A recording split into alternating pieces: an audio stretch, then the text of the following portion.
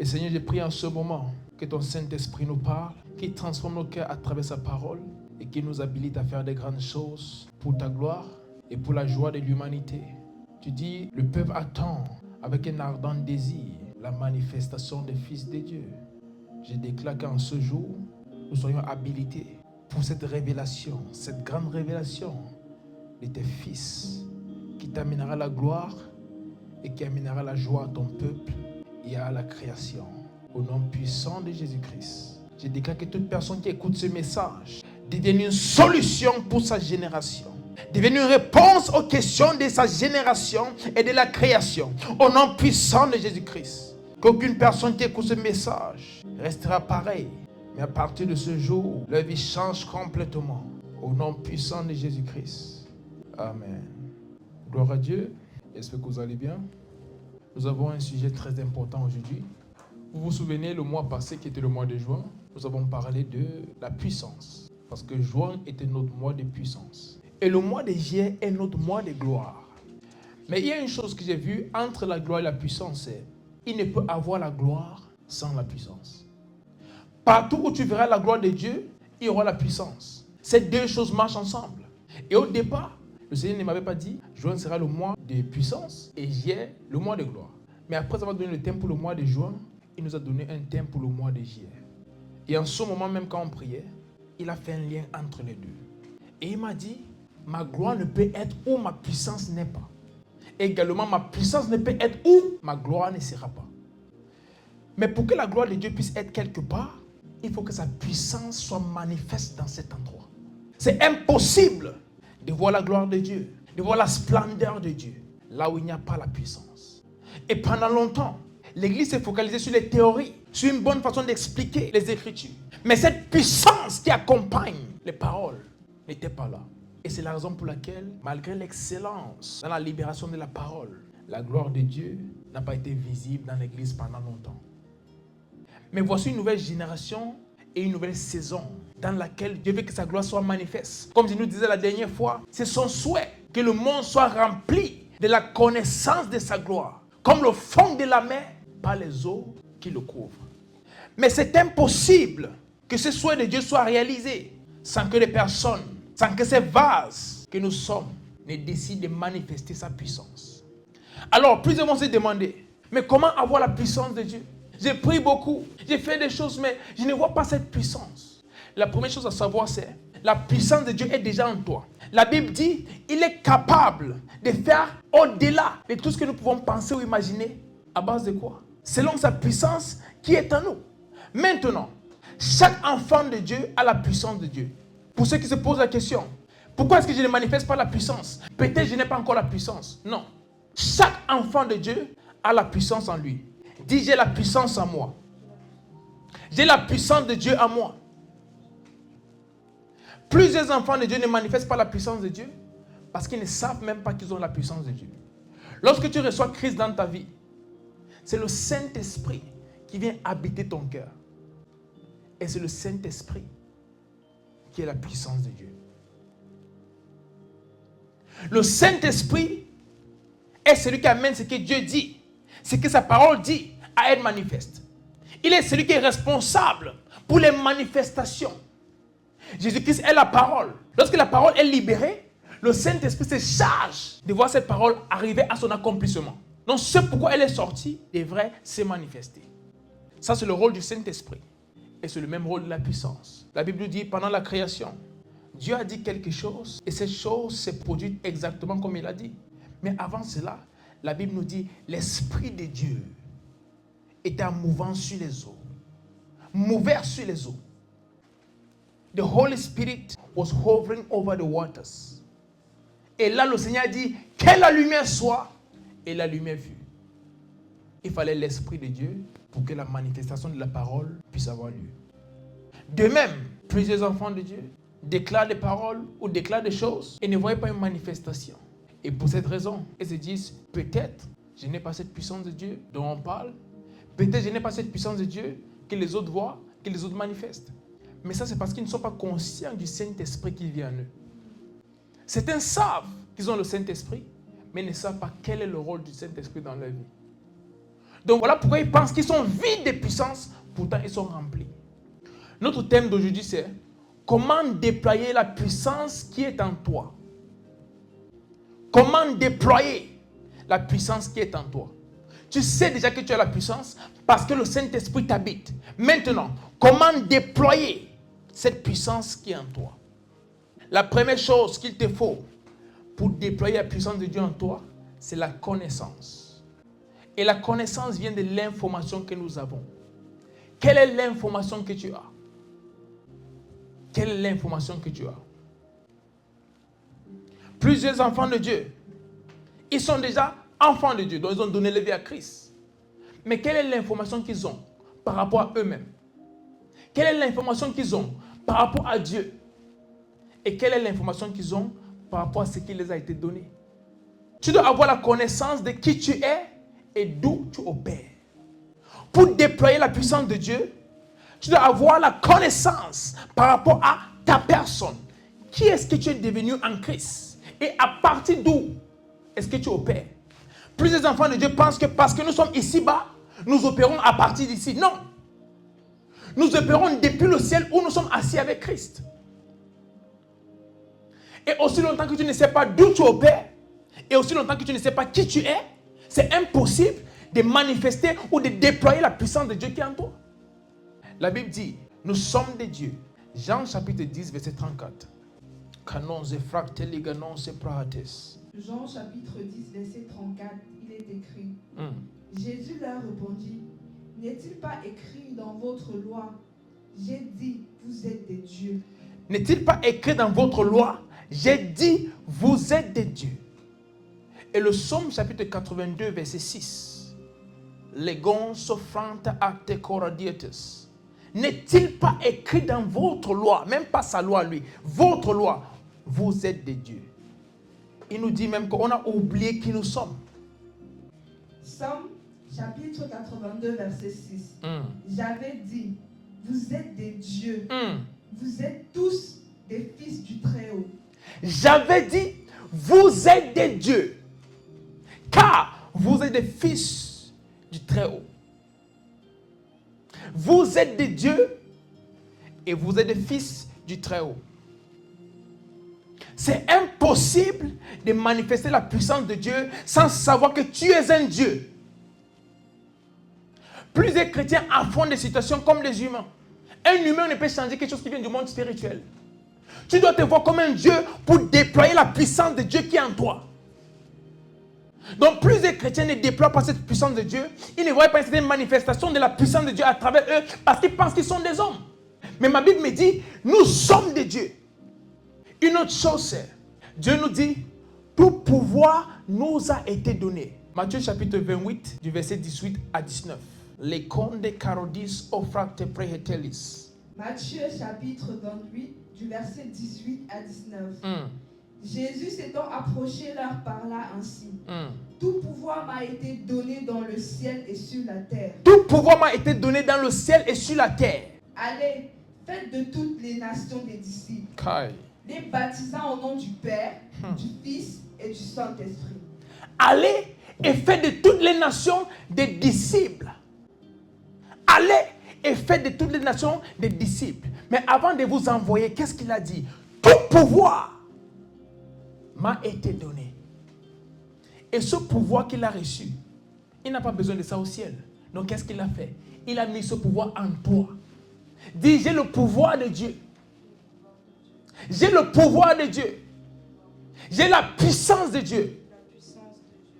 Et les chrétiens, ils pensent que c'est une forme d'humilité de dire non, je ne suis pas fort, c'est Dieu qui est fort. Ça, ce n'est pas chrétien, c'est stupide. Ce n'est pas de Dieu. Ce n'est pas de l'humilité. C'est même de l'orgueil. Parce que cette forme d'humilité, comme on pense qu'en faisant cela, on montre à Dieu combien il est grand. Non.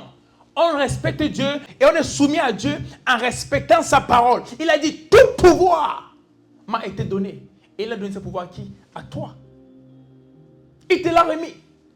Voilà pourquoi il dit, tu vas imposer tes mains sur les malades et ils seront guéris. Il n'a pas dit, je viendrai les guérir. Il a dit, toi, tu vas imposer tes mains et ils seront guéris. En mon nom, vous allez chasser des démons. Ce n'est pas lui de chasser le démon, c'est toi, mais en son nom. Donc le pouvoir est chez qui? Chez toi. Il faut être conscient. Il faut être conscient de ça. Mais même pour avoir la conscience, il faut avoir déjà la connaissance. Il faut avoir la connaissance de ces choses. Voilà pourquoi l'Église aujourd'hui n'a pas de puissance. Plusieurs personnes disent beaucoup de choses, mais quand c'est le moment de manifester, on ne voit plus personne.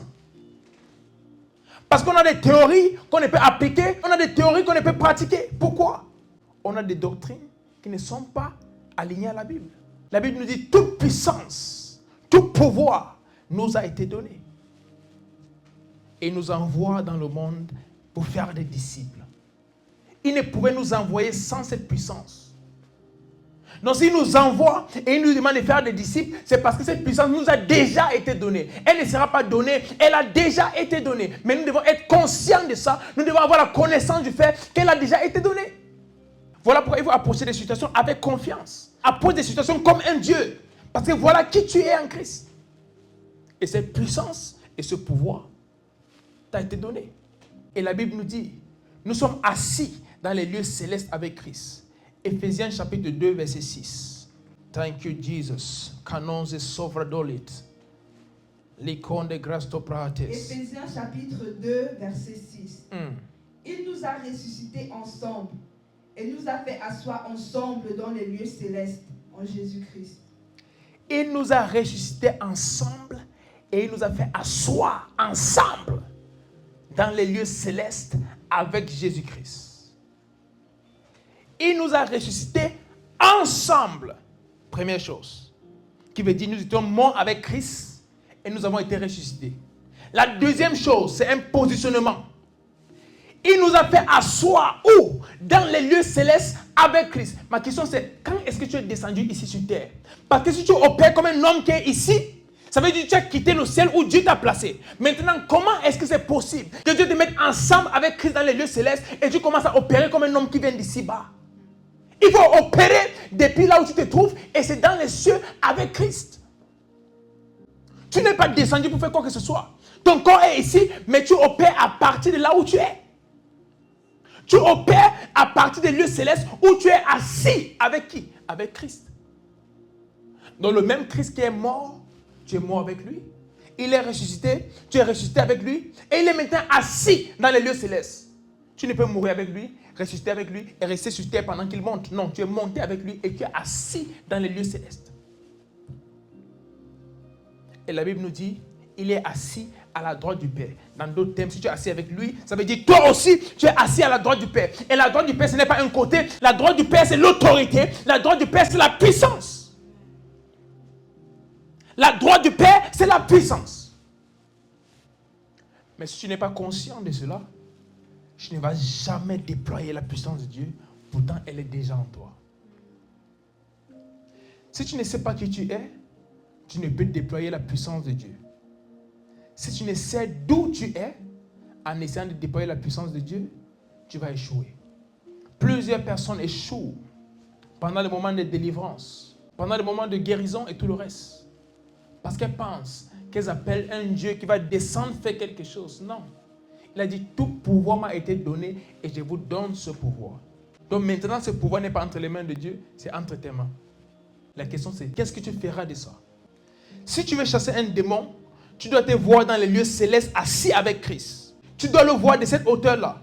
De là-bas, il paraît tellement petit et ça te donne la foi de déclarer tout ce que tu veux parce que tu ne doutes de rien.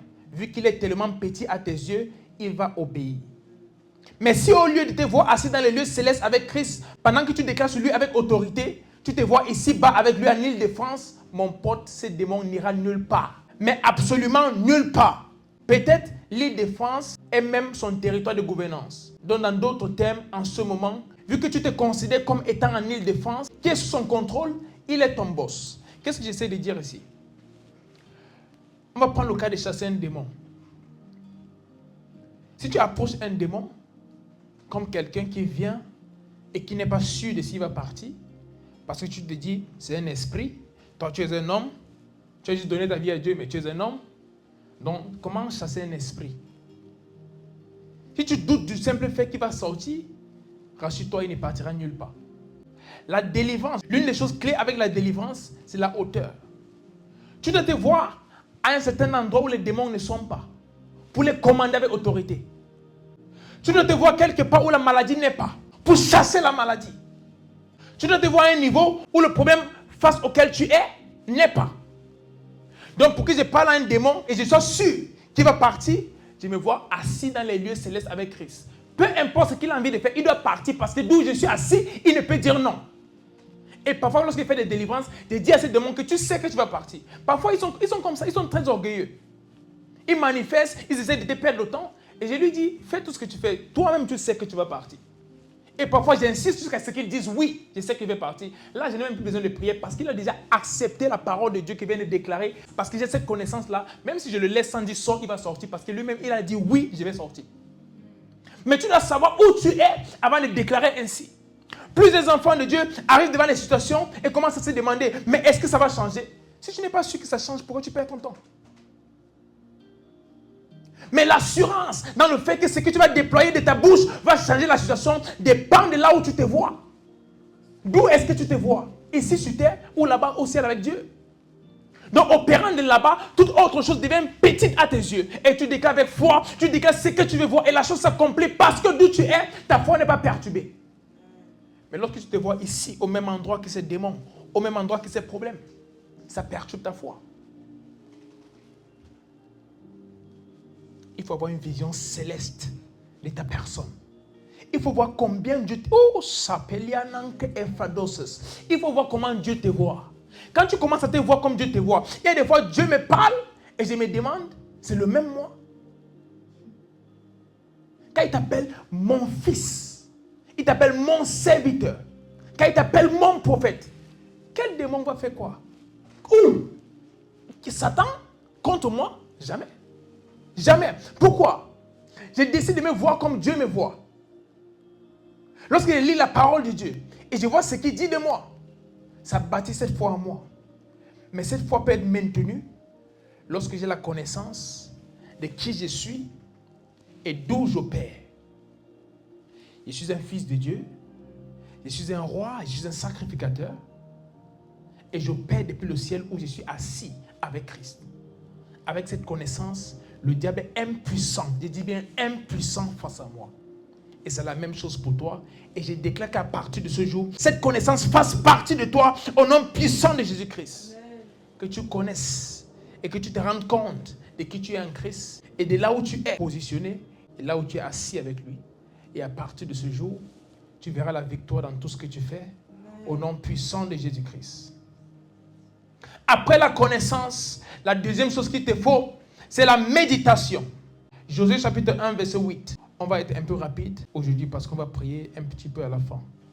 Legon fratelli acte cora dies sophrenest. Josué chapitre 1, verset 8. Que ce livre de la loi ne s'éloigne point de ta bouche. Médite-le jour et nuit pour agir fidèlement selon tout ce qui est écrit. Car c'est alors que tu auras du succès dans tes entreprises, c'est alors que tu réussiras. Amen. La méditation est très clé pour déployer la puissance de Dieu. La première chose, c'est la connaissance. Cette connaissance, c'est de l'information. Mais le rôle de la méditation, c'est de transformer cette information que tu as reçue à un style de vie, à un mindset qu'on appelle la conscience. Donc, ça doit quitter de la connaissance uniquement à la conscience. Mais ce qui amène la connaissance, ou les informations qui constituent la connaissance, à devenir une conscience, c'est la méditation. Et la Bible nous dit dans Josué chapitre 1, verset 8, méditez le jour et nuit. Tu sais que tu es un fils de Dieu. Tu sais que tu as la puissance de Dieu. Mais est-ce que tu médites sur cela afin que ça fasse partie de ton mindset, de ton système de pensée? Que même si on te réveille du lit le matin, tu sais que je suis fort, je suis puissant. Il y a des personnes, aujourd'hui, elles se sentent fortes, demain, elles se sentent faibles. Un autre jour, elles se disent, oh, j'ai la puissance de Dieu en moi. D'autres fois, hey, peut-être le démon va me taper aujourd'hui. Plusieurs choses. Pourquoi? Ils ont peut-être la connaissance, mais ils n'ont pas la conscience. Donc c'est là des fois, ils se disent, aujourd'hui je me sens fort, et le jour où je ne me sens pas fort, je suis faible. Non. Ce n'est pas une question de ce que je sens ou pas. C'est une question de qui est-ce que je suis. Et je dois être conscient de ça à chaque fois. Pour déployer la puissance de Dieu, la méditation est très importante parce qu'elle transforme la connaissance en la conscience. Et quand tu as la conscience, ça t'amène à être prêt à n'importe quel moment.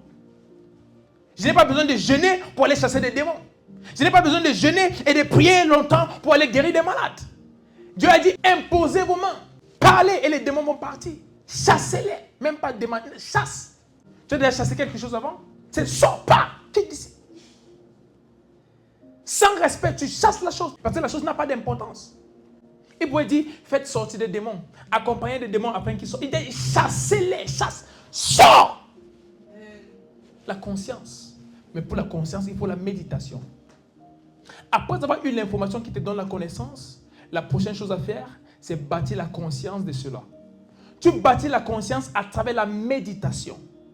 La connaissance te permet de savoir qui tu es et d'où tu opères. Mais la conscience te permet d'avoir la foi et l'audace pour libérer la puissance qui est en toi. Oh, manteko seli. La conscience te permet d'avoir la foi et l'audace pour libérer la puissance de Dieu qui est déjà en toi. Regardez, hein, la vie chrétienne est simple quand on se donne la parole de Dieu. C'est très simple. Il y a des codes. Quand tu maîtrises ces codes, tout devient facile.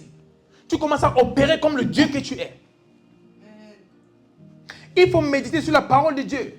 Méditer sur ce que Dieu dit de toi. Ce qu'il dit que tu es, ce que tu as et où tu es. Il faut mémoriser des versets bibliques qui parlent de la puissance de Dieu en toi et les réciter dans cette atmosphère de méditation. Il faut également penser à ces choses surnaturelles que le Seigneur a fait avec toi par le passé. Et te dire, si ça s'est fait avant, ça va se faire encore et même plus. Car en Christ, je vais de gloire en gloire. La plupart des fois, lorsque je suis confronté à une situation qui veut déstabiliser ma foi, je me dis, Seigneur, par le passé, j'ai prié pour des personnes, des kystes ovariens ont disparu. J'ai chassé des démons. J'ai prophétisé des choses par rapport à des nations partout dans le monde où je n'ai même jamais mis mon pied. Et ces choses sont arrivées exactement comme j'ai dit. Donc parce que tu l'as fait par le passé, tu vas le faire ici aujourd'hui. Je me souviens de ce que le Seigneur a déjà fait par le passé pour avoir la foi pour le futur. N'oublie pas les choses que Dieu a fait par le passé. Si tu as utilisé pour guérir les maux de tête, il peut t'utiliser pour guérir le cancer. Quand je suis face à une situation qui va amener le doute, je me souviens de tout ce que Dieu a fait à travers moi. Je commence à voir depuis quand j'étais petit, des miracles. Je commence à voir des choses qu'il faisait. Et je vois dernièrement tout ce qu'il fait. Et face à cette situation, je dis non.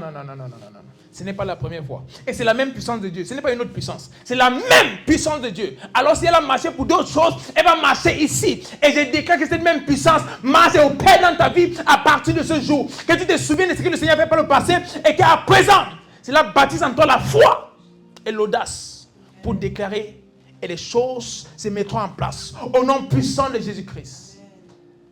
En Christ, nous allons de gloire en gloire. Ce n'est pas un truc qui marche aujourd'hui et qui ne marche pas demain. La gloire n'est pas comme ça. Et la Bible dit ceci. La gloire d'après sera plus que celle d'avant. Ce qui veut dire, ce que Dieu va faire avec toi à partir de ce jour sera plus grand que tout ce que tu as vu par le passé. Et je déclare même à cet instant que la gloire de Dieu soit manifeste d'une plus grande façon à travers le vase que tu es à partir de cet instant. Au nom puissant de Jésus-Christ. Les grands etacorades ovranonces. Et le troisième point, c'est l'action. Tu as la connaissance et tu as médité, tu as la conscience. Mais est-ce que tu passes à l'action? Est-ce que tu passes à l'action? J'ai fait souvent des choses très stupides des fois, mais je suis comme ça. Je ne peux pas faire autrement. Parfois, je suis en train de conduire. Je vois quelqu'un qu'on est en train de pousser dans un fauteuil roulant. Je conduis, je vais devant. Je me dis, Samuel, gare. Samuel, gare. Et je gare et je retourne à pied chercher la personne. Je dis, je vais juste prier pour vous. Vous savez ce que j'ai bâti? C'est la foi. J'ai prié pour la personne. Mais en même temps, j'ai bâti ma foi. Pour qu'un jour, je n'ai même pas besoin de prier pour ceux qui sont en fauteuil roulant. Quand ils me voient, ils se lèvent, ils marchent. Je ne vais même pas parler. Parce qu'ils ont posé les yeux sur moi, ils seront automatiquement guéris. C'est ma foi que j'ai bâtie. J'ai bâti ma foi. Il faut passer à l'action. Le premier jour, j'ai prié pour une personne et un kyste ovarien a disparu de son ventre. Je n'avais pas fait ça avant. Mais il fallait prier ce jour. Je lui ai dit, j'ai prié pour toi, va faire un autre test et tu vas voir que ça a disparu. Elle devait se faire opérer dans 3 jours. Et le Seigneur m'a dit, si elle se fait opérer, elle va mourir. Et je lui ai dit ça. Donc parce que je lui ai dit, elle va mourir si elle se faisait opérer, j'étais obligé maintenant de faire disparaître la chose.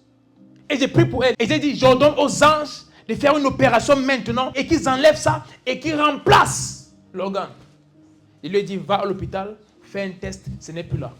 Amen. Retourne à l'hôpital, elle est revenue avec un témoignage. Même son docteur était choqué. Elle devait se faire opérer dans 3 jours. Juste une touchée de main et une déclaration. Ça a disparu. Ce n'est pas devenu plus petit. Ça a complètement disparu. Mais il fallait l'action. Il fallait l'action. J'aurais pu dire, Seigneur, je n'ai jamais fait ça avant. Oui. Il y a une première fois à toute chose. Commence. Décide de poser des actes. La connaissance c'est bien. La conscience c'est bien. Mais sans l'action, tu ne pourras vérifier si tu as la bonne connaissance ou si tu es conscient de la bonne chose. Donc il faut agir. Pose des actes. Et ne doute pas. Job chapitre 22, verset 28. La chronès oprante leganon sapalatiatos. Jesus Christ. Job chapitre 22, verset 28. À tes résolutions répondra le succès. Sur tes sentiers brillera la lumière. À tes résolutions répondra le succès. Sur tes sentiers brillera la lumière. Ce n'est pas une chose conditionnelle. À tes résolutions répondra le succès. Ce n'est pas peut-être. À tes résolutions répondra, c'est une obligation. L'Esprit de Dieu doit accompagner la parole. Aussi longtemps que tu crois en cette parole et tu déclares, l'Esprit de Dieu va amener cela à son accomplissement parce que cette puissance est déjà en toi. Mais il faut poser les actes. Amen. Il faut poser les actes. Il faut poser les actes. À tes résolutions répondra le succès. Marc chapitre 11, verset 23. Legon se fanta iktakora diateles. Marc chapitre 11, verset 23. Il est écrit. Je vous le dis en vérité, si quelqu'un dit à cette montagne, ôte-toi de là et jette-toi dans la mer, et s'il ne doute point en son cœur, mais croit que ce qu'il dit arrive, il le verra s'accomplir. Je vous le dis en vérité, si quelqu'un dit à cette montagne, ôte-toi de là-bas et sois planté dans la mer, et qu'il ne doute point dans son cœur, il verra cela se réaliser. C'est après l'action que tu verras la gloire de Dieu. La manifestation vient après l'action. Il faut poser l'acte et il faut avoir la foi. Ne pose pas l'acte en t'entendant que peut-être ça ne marche pas. Pendant que tu poses l'acte, il ne faut pas t'attendre à ce que ça échoue. La Bible dit s'il ne doute point dans son cœur. Qui veut dire il y a un rôle que ton cœur joue. Donc l'acte, ce n'est pas juste le fait de dire je le fais. C'est aussi une posture de cœur. Poser l'acte, ce n'est pas juste prendre ta main et imposer sur quelqu'un. Mais pendant que tu imposes la main, tu t'attends à quoi? À voir la personne rentrer paralysée ou tu t'attends à voir la personne marcher? Si tu dis à cette montagne, ôte-toi de là et sois planté dans la mer et que tu ne doutes point dans ton cœur, c'est ce qui est plus important.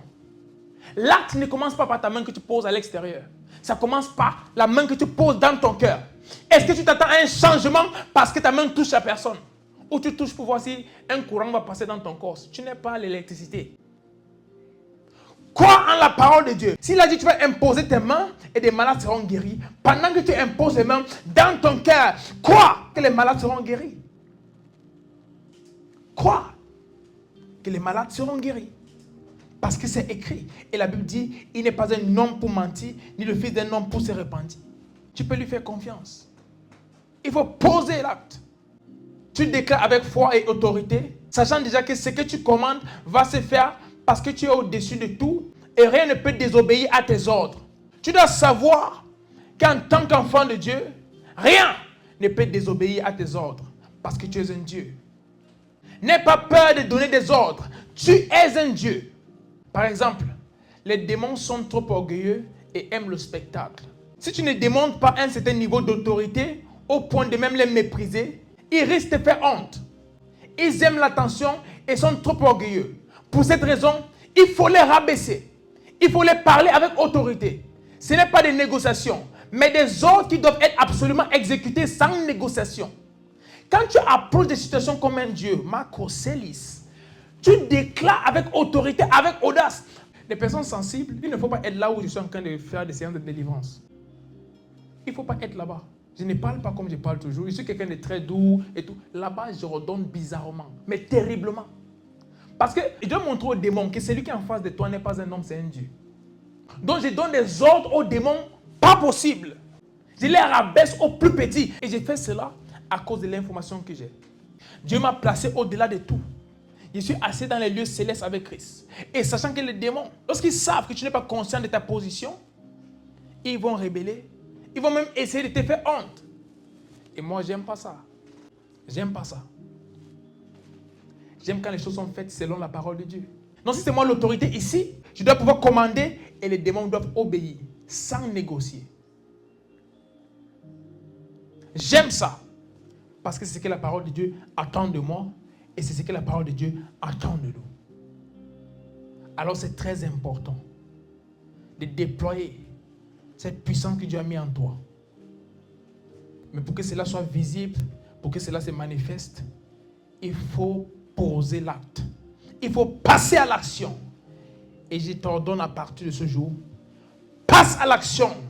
La puissance est déjà en toi. Mais il faut passer à l'action pour qu'elle se manifeste. Le Seigneur t'ordonne en ce jour, passe à l'action. Tu as déjà la connaissance de qui tu es, la connaissance de d'où tu opères et de ce que tu as. Tu as la conscience de cela parce que tu vas méditer sur cela à partir de ce jour. Et la troisième chose à faire, c'est de passer à l'action. Et quand tu passes à l'action, Dieu sera glorifié parce qu'à travers toi, sa gloire sera visible. Et je déclare que c'est ta portion à partir de ce jour au nom puissant de Jésus-Christ. À noter, pour déclarer avec autorité et ne pas douter, il ne faut rien avoir qui perturbe ta foi et amène le doute. Car lorsque le doute s'installe, ta foi est brisée et sans la foi, tu ne peux imposer ton autorité sur ces esprits car tes paroles n'auront pas de poids, même si tu cries jusqu'à tousser du sang. Ce sont des esprits, ils savent ce qui est réel ou pas.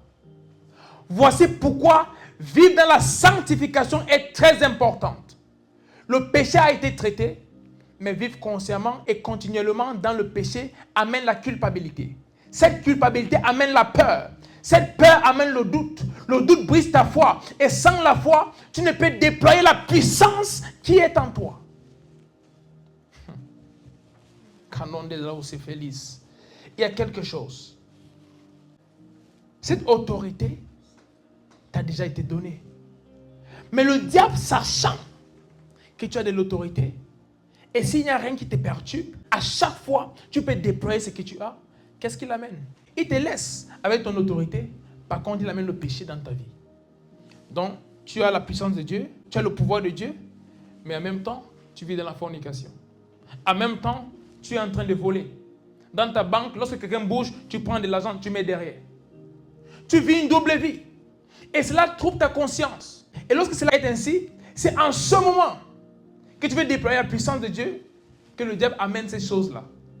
Et ces choses perturbent ta foi.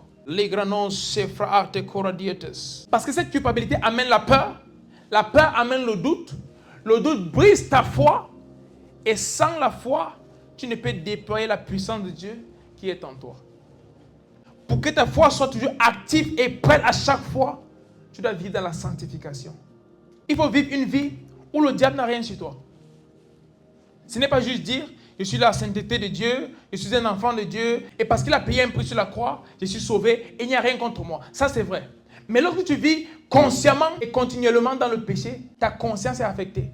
Et ça t'amène à culpabiliser. Et le diable est un stratège. Il n'est pas fort, mais il est très stratégique dans sa façon d'agir. Donc il attend le moment où tu dois déployer la puissance de Dieu. Et il te rappelle ce que tu as fait hier. Il te rappelle ce que tu as fait juste avant de venir faire cette chose-là. Et en ce moment où tu imposes ta main sur quelqu'un, tu commences à revoir des images de tes erreurs. Et au lieu de te concentrer et déployer la puissance, la culpabilité commence à te troubler. Et tu dis des choses que toi-même tu ne crois pas.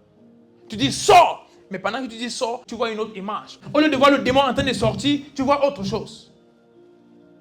Tu dis sois guéri, mais pendant que tu dis sois guéri, tu penses à ce que tu as volé hier. Ça ne peut pas marcher. Mais quand tu vis dans la sanctification, quand tu entres, même ta façon d'entrer, le démon sait que je suis déjà sorti. Même ta façon d'entrer annonce à la situation que je vais changer. La situation elle-même, elle sait, je vais changer aujourd'hui parce que la façon dont il entre, il n'y a rien. Je ne peux rien faire contre lui. Vis dans la sanctification totale. Peu importe ce que ça te coûte, vis dans la sanctification. Si tu vois qu'à chaque fois que tu visionnes, après tu dois te masturber, supprime Netflix. Tout ce qui te pousse à pécher, éloigne. Il faut couper la chose de la source. quelle est la source de cette manifestation? Si c'est l'impudicité, et je sais que ce sont les musiques que j'écoute, supprime toutes ces musiques. Tu n'as pas besoin de ça. Tu n'es pas artiste. Même si tu es artiste, écoute uniquement ce qui bâtit ta foi. Si ce sont des films, quand tu regardes un film, après, s'il y a des scènes bizarres, tu n'arrives pas à te contrôler, tu es obligé d'aller coucher avec quelqu'un, d'aller te masturber, d'aller voir la pornographie. Arrête de regarder les films tout simplement. Jusqu'à ce que tu es capable de te maîtriser. Ou choisir des films qui t'aident à avancer avec Dieu. Ne laisse rien t'empêcher de déployer la totalité de ce que Dieu a mis en toi. L'une des choses, c'est le chrétien doit être sage. Détecte que voici mon problème et voici ce qui sponsorise ce problème. Alors pour résoudre ce problème, je dois couper la source. Ce n'est pas dire non, j'essaie et tout, mais tu peux regarder le film, sachant qu'après le film, tu vas aller coucher avec quelqu'un. Tu sais que tu vas arrêter la drogue, mais tu gardes les mêmes amis qui fument. Tu gardes les mêmes amis qui consomment la drogue. Non, c'est pas toi deux. C'est le premier pas. Et tu viens, tu sais que Dieu a mis quelque chose à moi, mais à chaque fois que je retrouve mes poteaux, on va prendre la cocaïne. C'est normal. Et en ce moment où je vais déployer la puissance de Dieu, tu penses à la cocaïne que tu as pris hier. Tu penses à toutes ces choses-là que tu as consommées. Et ça te perturbe. Tu sais que tu n'iras jamais en boîte de nuit s'il n'y a pas tes amis. Sépare-toi de ces amis, comme ça tu restes où il faut. Mais tu restes avec eux, ils t'amènent en boîte, et tu reviens à l'église, où tu pars pour faire des choses, et tu commences à penser à tout ce que tu as fait. Et ça détruit ta foi. Ça détruit ta foi. Et tu n'arrives pas à déployer totalement ce que Dieu a mis en toi. Parfois, quand tu es face à un malade que tu dois guérir, ou un possédé à délivrer, c'est en ce moment que des flashbacks de tes péchés commencent à défiler. Tu essayes de les stopper, mais ils deviennent plutôt plus clairs et plus forts. Et là, tu découvres que tu déclares des choses auxquelles toi-même tu ne crois pas. Si ces choses que tu déclares n'ont pas d'impact même chez toi, alors elles ne vont sûrement pas impacter les démons ou la situation en face de toi. Mais quand tu sais que le diable n'a rien sur toi, quand tu sais que le diable n'a rien sur toi et que ta conscience ne te reproche rien, tu es en mode Dieu parmi les hommes. Dis, je suis un Dieu parmi les hommes. Je suis un Dieu parmi les hommes. Voilà pourquoi je me sanctifie. Tu déclares des choses et tu vois une manifestation instantanée. Certaines choses, tu ne les déclares même pas. Tu les penses juste et elles commencent à se manifester. Alors pour préserver ta foi en tout temps, vis pleinement pour Dieu dans la sanctification totale et complète. Car sans la foi, il est impossible de plaire à Dieu. Mais ne vis pas dans la sanctification juste parce que tu veux déployer la puissance de Dieu. La Bible dit que nous sommes dans une relation avec lui. Et il nous dit, si tu m'aimes, garde mes commandements. Par amour pour Dieu, il faut te sanctifier. La Bible nous dit, ton corps est le temple. Le temple est un lieu sacré. Et il dit, le temple du Saint-Esprit. Ton corps est le temple du Saint-Esprit. Alors sanctifie-toi. Faisons ceci à partir de ce jour et Dieu se glorifiera à chaque fois que nous mettons notre foi en pratique. Et si tu es tombé, relève-toi, car Jésus-Christ dit en ce moment que tous tes péchés sont pardonnés. Peu importe dans quoi tu es tombé, peu importe le nombre de fois, peu importe la durée, commence une nouvelle chose avec Christ maintenant. Relève-toi et avance. Relève-toi et avance. Si tu as des addictions contre lesquelles tu te bats, Jésus dit, c'est la fin. Tout change maintenant. Je déclare toute addiction qui t'a gardé en captivité pendant des années, pendant des mois, pendant des semaines. Ces addictions lâchent prise maintenant au nom puissant de Jésus. Tu es complètement libre de toutes ces choses qui essaient de te maintenir en captivité. Tu ne les appartiens pas, tu appartiens à Jésus-Christ. Et je déclare ta libération totale et complète maintenant au nom puissant de Jésus. Legon se frante et takoro dies restes. C'est un nouveau départ pour toi. Réjouis-toi dans le Seigneur. Réjouis-toi dans le Dieu de ton salut. Et toute personne qui n'a pas encore de relation avec ce Dieu, tu es peut-être là, tu dis, oui, homme de Dieu, j'ai entendu tout ce que vous dites et j'aimerais manifester ces choses. J'aimerais avoir cette vie avec Dieu. Mais je ne suis pas encore un enfant de Dieu. En ce moment, je t'appelle à accepter Christ dans ton cœur. La Bible nous dit qu'il est mort sur la croix pour tous nos péchés. Il n'y a aucun péché que tu as pu commettre qui est au-delà du prix qu'il a payé. Et tout ce que tu as à faire, c'est de dire Jésus-Christ, je te reçois dans ma vie comme Seigneur et Sauveur. Et je crois dans mon cœur que tu es ressuscité. Et à partir de ce jour, tu seras un enfant de Dieu. Et si telle est ta décision, tu vas juste répéter cette prière après moi. Seigneur Jésus, merci pour ma vie. Merci pour ton amour pour moi. Je reconnais que je suis pécheur. Mais par ton amour, tu es mort sur la croix pour mes péchés.